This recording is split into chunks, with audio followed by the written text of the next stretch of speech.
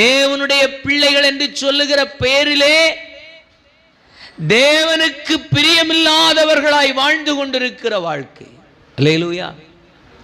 சொல்லிலே, பேச்சிலே, செயலிலே நம்முடைய வாழ்க்கையினுடைய அடையாளங்கள் எல்லாவற்றிலும் எப்படி இருக்கிறது? நாம் தேவனுடைய பிள்ளைகள்.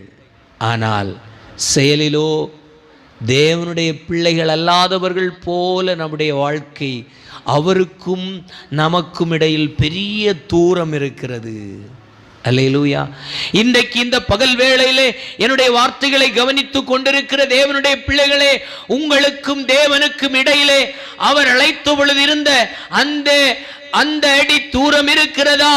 இல்லை, அழைத்த நேரத்தில் நான் நன்னா ஆண்டவருடைய சித்தம் செய்தேன், இன்னைக்கு என்னால அவரோடு கூட பயணிக்க முடியவில்லை என்று சொல்லுகிற தொலை தூரங்கள் நமக்கு இடையிலே வந்திருக்கிறதா?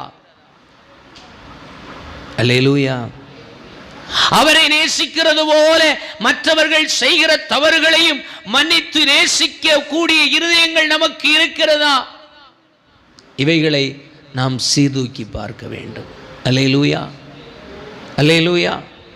அப்போ இவைகள் ஒரு இவைகள் ஒரு மனிதனிடத்திலிருந்து நமக்குள்ளே வரவில்லை, தேவனிடத்திலிருந்து வந்திருக்கிறது.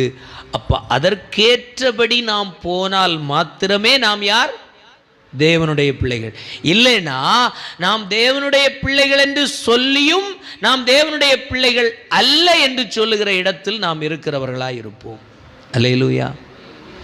சில வசனங்களை வாசிக்கலாம். 1 யோவானின் புஸ்தகம் 3வது அதிகாரம் 9வது வசனத்தை வாசிக்கலாம்.